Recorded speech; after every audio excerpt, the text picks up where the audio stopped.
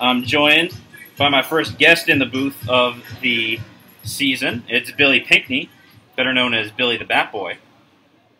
Billy, how are you? You're doing good, Reed. How are you? I'm doing well. Glad to have you here. You've had a couple of interesting nights the last two nights. Foul balls seem to be targeting you, out there. Yeah, I mean, I had my tripod down by the Jackals third base dugout, and, I thought I'd risk it. Might as well get a few good shots right outside the Jackals dugout, and proved to be pretty costly to my tripod, as we have a nice dent in it, and I can't use it too much anymore. I can't fold it up properly, so it is what it is. I almost got hit several times as a bat boy. Canella at the plate, drills this one deep to right, backing up Skrilla. He'll settle under it at the track. Or excuse me, Jason Agresti settles under it at the track.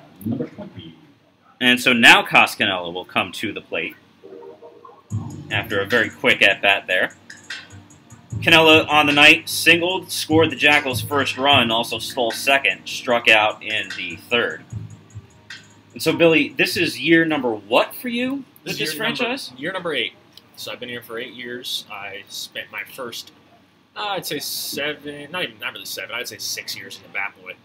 And then last year was my first year as the press box assistant with the Jackals. And really doing a lot of different press box related things. We have the different, content for the video board and my pregame reports and all that stuff. So it's been a lot of fun. This year we've been doing a lot of different stuff, and it's great to be back out here this year. A lot of teams in independent ball and in minor league baseball have had their seasons canceled. So it's special to be back here, and it's great that the organization was able to get something put together. So let's bring it around to this. So it's an 8th year with the franchise. Did you think there was going to be an 8th year? It's a good question. I was in contact with Brooks and other members of the Jackals throughout the whole offseason. We were trying to figure out what would happen. At first we were planning on a normal season, then all of a sudden the virus hit, and we thought that there's no shot that we would be playing this year. Then I started talking to other coaches on other teams, seeing what was going on. They didn't know what was going on either. They didn't think much was going to happen. And right after the Frontier League canceled the season, this sprung up probably a week or so later. So, it's great to be back out here. But, it's great that we're able to do it in a safe way as well. You have fans at the ballpark who are, wearing masks when needed. And it's good to be back. And I think the fans are enjoying baseball. I know the players are as well. We've got a lot of good players here, a lot of them rookie caliber, so for next year's team, we should probably be able to take, I'd say maybe 10 of these guys on this team possibly, and use them next year on our roster. So Mike Howard lines this one up the middle. A nice play there by Broussard. He'll fire across to first for a very impressive 6-3 putout. Well, Billy, that was a very quick inning for the Jackals. You want to stay on, and we'll get to talking a little bit more about how this all came together? Absolutely. All right, so Billy and I will return to the Pompton Sports Center broadcast booth after this on the Jackals Radio Network and Twitch. It's 9-3 Brave after 6 full. So you were talking before we went to break about the way that the Jackals can potentially put this team together moving forward. Right. How did going about putting this team together for this season work out? Obviously, there were guys that I know were looking at, they had offers from other places. They weren't going to find out until almost too late whether those were going to come through or not. So what was that process like? That's right. It was really quite hectic. We only knew about this league for about, a week or week and a half before we began our season. So we had to get guys in a hurry. Luckily, Scott Eiselhart, who's managing the Jersey Wise guys, he has a camp out in Florida, the Baseball Scouting League. He has different camps throughout the year, and those camps consist of players who are looking for an opportunity in independent ball or affiliated ball. So I think a lot of those players are playing for these two teams, as well as other teams in the All-American Baseball Challenge. So, that was a big help. Jimmy Effrey, our manager here with the Jackals this year, he had a part in that as well. And Brooks, I know, he got guys for the team as well. So it's really a combined force of different ways of finding guys. It's interesting because we could only really build this team off of guys who are local. With the virus, it was tough. So, we did have a few guys who came here from other states. But Eric Gonzalez has worked a walk, just to let you know there, on 6 pitches. 4 balls, 2 strikes. He's down at first for the second time tonight. That'll bring up Steve Figueroa, who's walked, struck out, and grounded into a fielder's choice. So a lot of these guys are out of college, and we have some returners as well. So for sure, these guys could potentially be great parts of our team next year. You look at the amount of rookies we have. This is really I look at this as kind of like a tryout or like a long-term scrimmage, a bunch of scrimmage games to see how these guys could perform in New Jersey and possibly in the Frontier. Pitch grounded to Pena at second, and he'll have no play as it beats him through the 5-hole and trickles out into the outfield. So that allows Gonzalez to reach second. Figueroa heads to first, and that'll probably be the 4th Jackal error of the night. As Pena looked like he got a little confused about where to go. It is an error, an E4, the 4th of the night. And so here comes Brant Broussard, shortstop from LSU. I believe he was with Rockland last year, and he's back here with New York, their, I guess you could say, affiliate team. I've been calling them sister teams. I'm not sure if that's exactly the correct terminology. Right. As that pitch sails high. Sounds good to me. Yeah, I mean, right. They share stadiums. Yeah. They're all friends off the field. I guess you could call it a brother team, but the usual terminology is sister city, sister team. Right. Jake Voss out there still working away. He's been eating up innings for the Jackals after they lost Oliver Rijo to an injury. And he gets it to a 1-1 count on Steve Figueroa. Were you able to find out anything about Oliver? I was talking to him before. I believe he had some soreness in his upper shoulder. Look, maybe behind a little bit. We'll see. He was icing it before, and took that ice off a few innings ago. So hopefully he'll be all right for the next start. Pitch is grounded foul. Yeah, it was funny. I mean, he looked. I was over at the dugout today. I mean, he looked fine. He looked like he was good to go. So I wonder if maybe did it tighten up and he started getting up the velocity. Right. I noticed that his release point was a little off. It looked like, a lot of balls were sailing up, and that probably, he was trying to, overcompensate for another issue. So. Voss steps off, attempting a throw to second, no one there. And so we'll turn our attention back to the 1-2 count.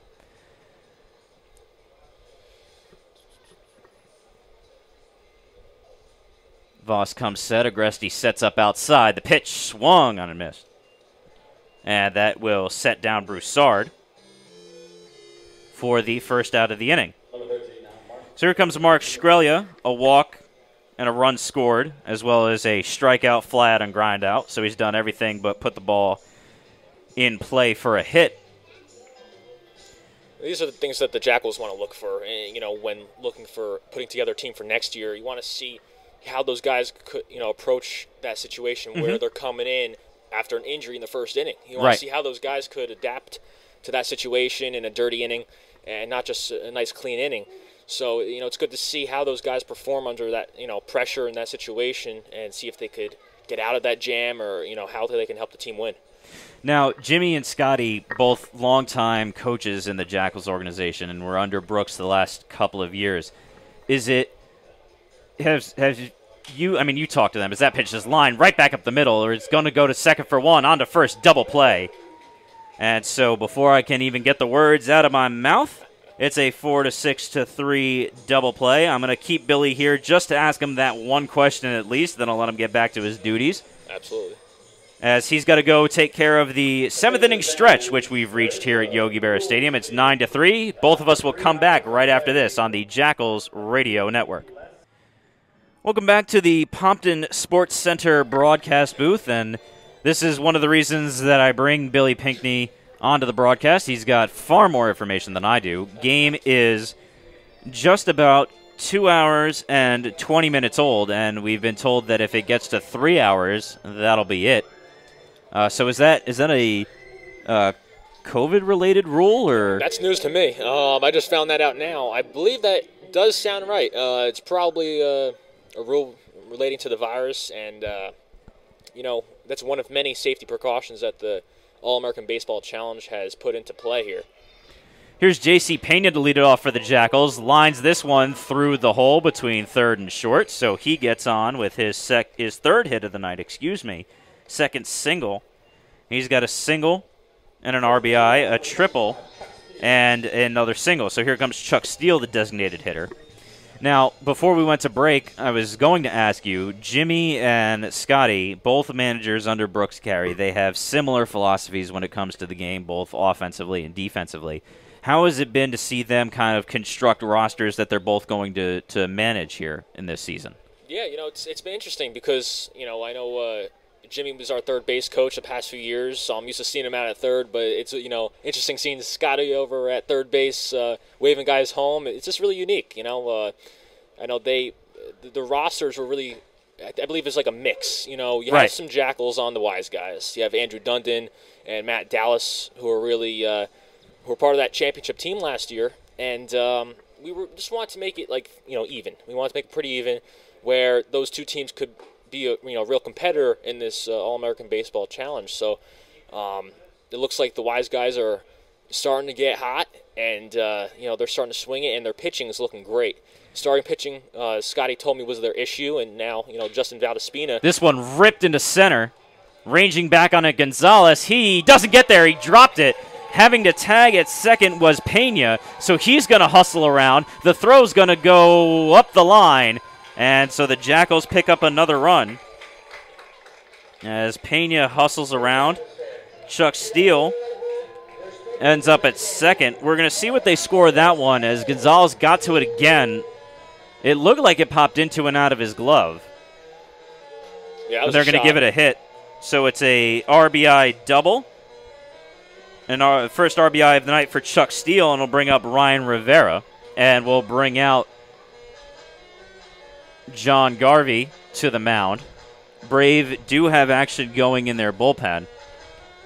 I shifted over to allow Billy in, so I don't know how long that's been going on. It looks like he's just warming up out there. Got a lefty up there. So that, by process of elimination and us lefties not dominating the human race, that would make it Matt Vallon, a 6'2", 220, pitched for Ottawa last year. So we'll see how long it takes for him to get ready to come into this one. As the Jackals still down by 5, but threatening with a runner in scoring position and nobody out. The Jackals have a chance to do some damage right here. No outs, men on second base, and Ryan Rivera has been swinging a pretty nice bat, 2 for 4 last night. So great opportunity for him. Sends the first pitch out of the stadium foul towards the players' lot. And so Billy, I was wondering how long I was going to be able to be blinded in my peripheral vision by your championship ring. Let's get it out there. How does it feel to walk into the local deli and flash that around and say, yeah, I'm a baseball champion? Yeah, I was actually at Applegate's the other night, and I heard a few baseball guys talking about the Houston Astros situation with the Dodgers and Joe Kelly. Yeah. And I just wanted to join that conversation so bad. I had my ring on. It was pretty funny. The ring that you obtained without the aid of a center field camera or a garbage can or anything of the like. No, we won that very cleanly. And no, but that was an awesome season. It's really special to be a part of that. No matter if you're a groundskeeper, a player, a coach, in the front office, doesn't matter. If you're a part of that organization when you win a championship, no matter what level it is, it's really special. Mm-hmm. And I was blessed to be a part of it and to help Brooks find some players for the team, work in the press box, and be around those group of guys. It was really special. So it's whenever I put that thing on, I always reminds me of that great team and the great players on that team. Rivera swings through the fourth pitch of his at-bat, evens the count at 2-2. So being around this team, you've seen teams that on paper might look stellar, teams that coalesce as the season goes along. At what point did you know you guys had something special going on with that team, or did it just, until you got to that championship series, you didn't see what you had? That's a really good question there. I've been with the Jackals for 8 years, and each year it's special in a certain way. And my first year in 2013 was an awesome group of guys, the greatest chemistry, you'll see. And we lost in Game 7 of the championship that year to Quebec, and the same. Which was the standard issue for that era of Jackals baseball. We literally lost to every team in the league in the championship, and then in the first round of the playoffs. Right. Up until 2018, where we didn't make it at all into the playoffs. So Ryan Rivera works a walk, first and second for the Jackals. So after that 2018 season, it was disappointing to not make the championship or the playoffs in general, and. Once 2019 rolled around, we knew that we had to do some things differently, find, a whole new team, and that's what we did. And luckily, we found all the pieces that we needed. We had some great leaders, great members of this ball club who stepped up. The chemistry was incredible, and the guys got along so well. It was a very family-like team, and that's really what was the main part of why we did so well last year. And we were about a 500 team. It wasn't that we stole the show and we're in first place the whole entire season. That was Sussex County. Right. And that's who we faced in the championship. But I think we wanted it more. I think that Brooks, I remember talking to him in an interview this past offseason. He believed that we wanted to win the championship more than they did. And don't let Bobby Jones hear you say that. I mean, he's I know. He's a pretty serious guy. No, he's great. He's a competitor as well. And he always puts together a great team every single season. But there was something about our group of guys last year that, I had a feeling that we were going to do great things. Brave have gone to the bullpen. They'll go down in number. So from number 21, Chris Cepeda, to number 20, Matt Vallon. And so while he takes his warm-up tosses, we'll stay right here. Billy Pinckney joining me in the Pompton Sports Center broadcast booth. So the Jackals still hanging around 9-4. They've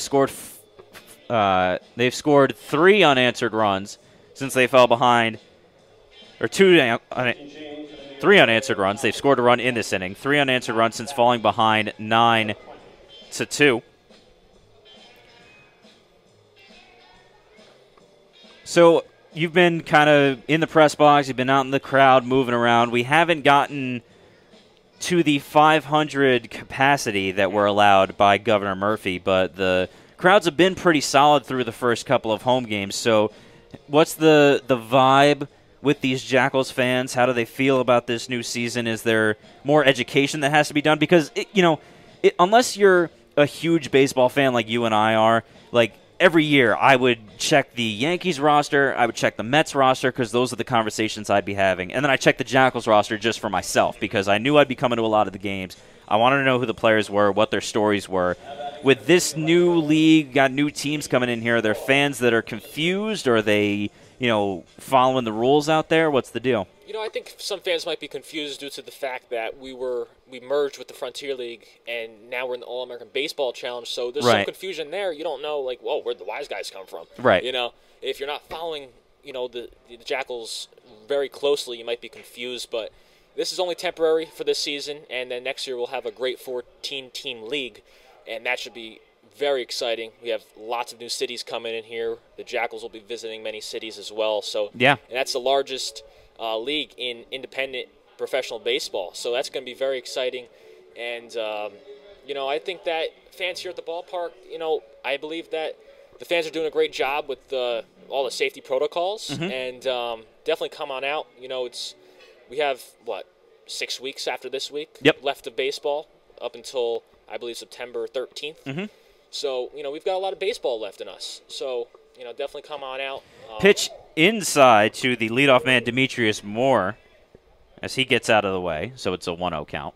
The fans are enjoying themselves. You have lots of room to spread out. So, everything's going well so far. And it's just a great season of Jackals baseball. Time called at home plate as Moore steadies himself after having to escape the wrath of that first pitch fastball. Matt Vallon fires. That one popped up foul. That will make the concourse. I thought it hit something, but it's just Billy's mic. Kind of old mic, but, it's working well so far. It's a 1-on-1 count. Hopefully Kyle got that ball down there. Yeah, Kyle's been back. Right back to his ball shagging ways. Good to see him out here as Moore falls behind 1-2. So a lot of the regulars have come back. You got the trumpet guy and his band of merry men are back. Kyle's back. Brooks has been around, came back for his championship ring, and then, as usual, an old baseball guy can't leave the park alone. Right. As it goes to 2-2. Yeah, it's great to see everyone back, the familiar faces, the season ticket holders, and all the crew that you're used to seeing every single year. Right. So, it brings back memories to the years and years ago, last year especially, winning it, and it's great to see. Moore stays alive, fouls one back to the screen. It's 2-2. So I've on the broadcast kind of given the fans at home, a few of the. How can you not have your favorite players? Obviously, you enjoy the whole team, but you like guys with their stuff. Like Kyle Chavez has unhittable stuff, although a little bit of a rough outing last night. Trey Martin and Coscanella have two of my favorite swings. As Moore lines one back to the pitcher, they'll go to second. There was a confusion over who was covering, and now this has just turned into a little bit of a Keystone Cops in the infield. It was a nice play by Valen to erase Rivera as he was running down to second, but there was a miscommunication between Figueroa and the shortstop Broussard. Broussard gets the out, and so the Jackals will have runners at the corners in Chuck Steele and Demetrius Moore. We're going to call that a fielder's choice. And Chris Carpio will come in. A single and 2 groundouts is his line tonight. So to finish that question, who are some of your favorite guys in the early going? The guy batting right now, it has been pretty impressive. That's Chris Carpio. And, he reminds me of Santiago Chirino from last year. Yeah. Playing shortstop, very similar arm strength, that is. And, I think he keeps it up. He has a great shot of coming back here next year. So I'm looking forward to seeing him throughout the rest of this series. His mom is a big listener of the broadcast, big supporter, so she'll love hearing you say that. Oh yeah, he's been great.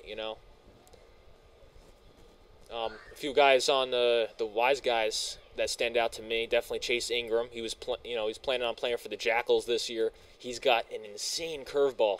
Yeah, we saw that last night as he picked up the win. Carpio lines this into a gaggle of Brave players who were standing near the bullpen.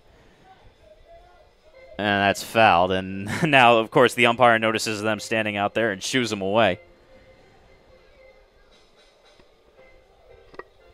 Yeah, going back to Ingram, he has a nasty 12-6 curveball, and he's a big guy, too, so he gets a lot of break on it.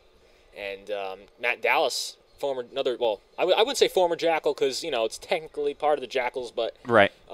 He's closing for the Wise guys, so, it's impressive to see, strikeout after strikeout after strikeout last night. Yeah, he was good closing that one out, too. Didn't get a save as the Wise guys were up 4, but very impressive trotting out there. I believe he's hitting like 96 or so. That's where he was at last year. Yeah. Doesn't seem like he lost any velo. 2-2 to Chris Carpio. RBI opportunity for the Jackal shortstop. Pitches outside. It's 3-2. So, couple of, guys who've been around, guys you know pretty well, and it's been a great season so far for the Jackals. And the Wise guys will open at home tomorrow against the Skylands Cardinals. So, have you gotten a chance to kind of pay attention to the other teams in the league? What are some of the things that have stood out to you so far about, the league in general or some of the players? Right. I've checked some of the rosters on the other teams that we haven't faced yet, and there are some familiar names that stand out to me. Trying to think, some guys on the minors, those two squads that, are returning to their team from last year, some guys who are local, and, it's nice to see. Definitely the guys who return from last year's league to any team, really, whether it's Rockland or Sussex, and especially here in New Jersey. But, I'm looking forward to see the Jackals play the other teams as well. Yeah. What are your thoughts on as the runner goes from first, as Carpio has fouled the last 2 off to stay alive at 3-2? What What are your thoughts on the use of the home run derby as a tiebreaker as opposed to the international tiebreaker? Well, let's do thoughts on the home run derby as the tiebreaker, and then your thoughts on the international tiebreaker, which has made its way to the majors now. Sure. Yeah, I actually watched the video where the Rockland Boulders walked it off. I think Mikhail Mogs, Seton Hall alum, hit that one. It was a bomb out into right field. They have a great ballpark for home runs. And the short porch and right is a hitter's haven. Yeah. And, that was pretty cool to see. It looked like a normal home run derby. You got the guys around, watching and, ready for that sweet swing.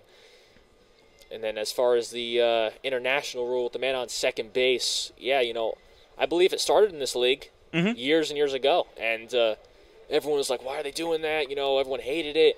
But for this situation, it kind of made sense because we only have we had a 22-man roster. So we can't be wasting pitchers left and right and burn them out. Carpio's turning this one into a battle. He's fouled off the last 4. Count stayed at 3-2. He's also giving Ryan Rivera quite the workout down. Or no, Rivera's been pinch run for. So we'll figure out who that is. Or no, that's Demetrius Moore down there at first. He was there on the fielder's choice. So he's been getting quite the workout going on 3-2. We'll see if he does it again. He is, and it's outside, and the bases are loaded. So the Jackals have their biggest threat going tonight. Carpio wins the battle on 10 pitches, and that'll bring up Trey Martin. He's picked up an RBI tonight with a sacrifice fly. And he struck out last time up in the 5th on 3 pitches. Was not happy with himself, so we'll see if he can bounce back here. This is a nice matchup for Trey Martin. He's got a lefty to face, and I believe he hit a homer. Was it yesterday or the? It was last weekend. It was last weekend. So he's on the capable. 26th. He's capable of it. He hit the video board. He did, and that'd be great. A little grand salami, make it a 1-run game. There is a panel out on the video board. Trey Martin was not responsible for that, as he jumps ahead 1-0. So yeah, obviously we're capping this game at 3 hours, and the major leagues are using it for timing purposes as well. They're also, I don't know if you saw this, starting tomorrow, any extra inning, any double header will be 7 innings each, which is also a minor league and independent rule. Right. MLB, they want to experiment the best that they can with different rules. You see that in the Atlantic League, who they partnered up with, and I believe they're implementing those rules this year because it's a quite interesting year for MLB in general. So, right.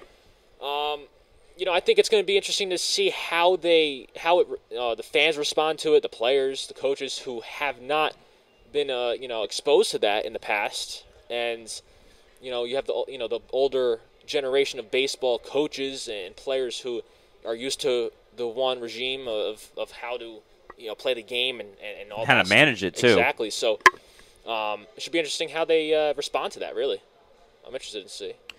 See how Trey Martin responds to this 2-1 count. 1 out here in the bottom of the 7th. Jackals trailing by 5. Pitch outside. Just missed Ball there. 3. Yeah, the strike zones have been very mid-season form for these umpires. I mean, they know exactly what they're looking for. There's been a couple of pitches where I think I would call them strikes from up here in the booth. Then they get called balls down on the field. So there's some chatter there from the acting manager and catcher as well as the pitcher. Oh, are we doing this again? We are. There's more. Listen, the Brave do not go down quietly. Their manager was thrown out last night.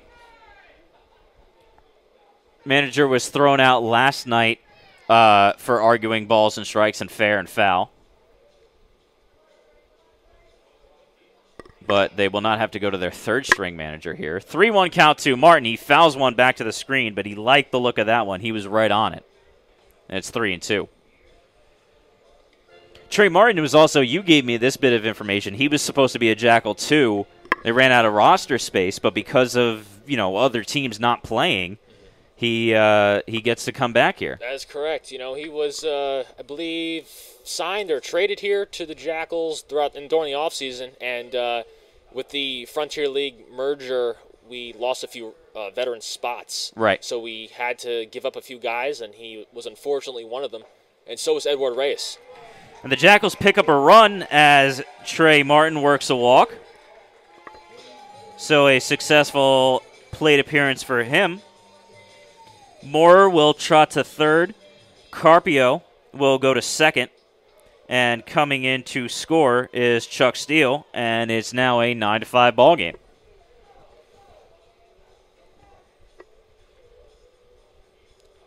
And that'll bring up Jason Agresti, the catcher, a single tonight. So it's always nice to see those kinds of things work out. I mean, obviously Trey really excited to be here. Oh, absolutely. Pitches a strike. And he's fit in nicely with the team, too. I mean, he and Demetrius are almost inseparable.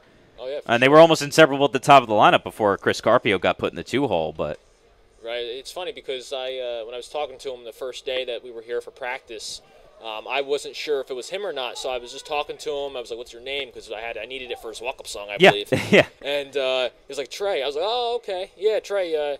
You absolutely destroyed us last year when you faced us when he was on Ottawa. Because I remember him going 3 for 4, 3 for 4, 4 for 4 against us one series, and he was crushing the ball. So it was great to add him to the roster."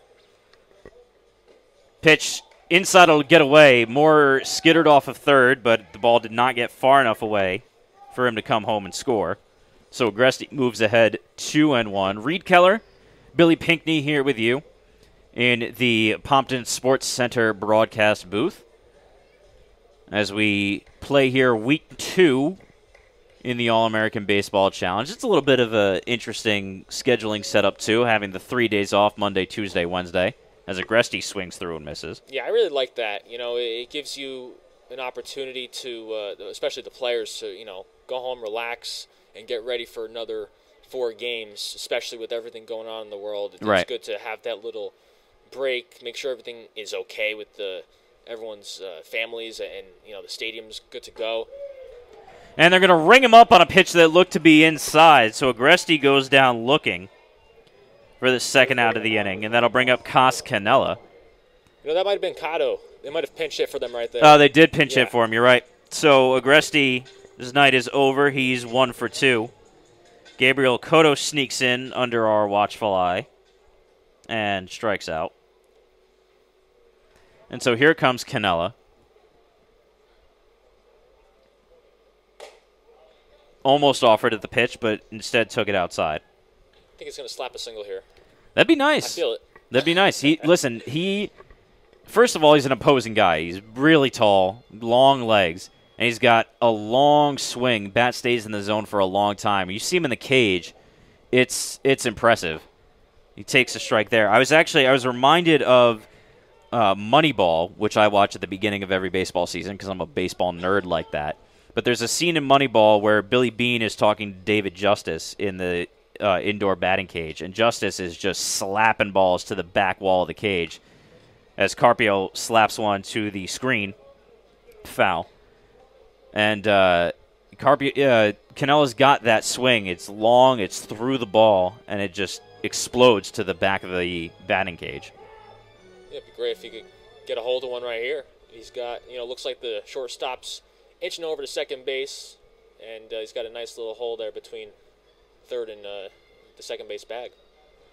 Here's the pitch, swung on a missed. He went for it, and he threw the bat down in disgust. So the Jackals threaten, pick up 2, but nothing more, and they narrow the lead to 9-5. Well, Billy, thank you very much for being the first guest in the Pompton Sports Center broadcast booth. Do the little elbow bump thing. Billy will go back to his duties, and we'll come back for the 8th and 9th. Jackals making it interesting, only down by 4, and will head back out to the field. We'll step aside here on MixLR, Twitch, and the Jackals Radio Network and be back after this.